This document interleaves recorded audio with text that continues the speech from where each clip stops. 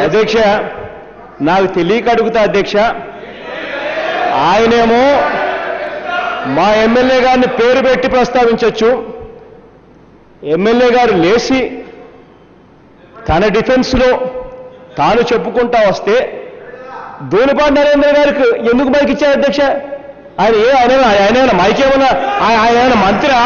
ఆయన ఏ రకంగా ఇంటర్ఫియర్ అవుతున్నాడు ఆయన ఏ రకంగా మైక్ ఇచ్చారు అధ్యక్ష నాకైతే అర్థం కావడం లేదు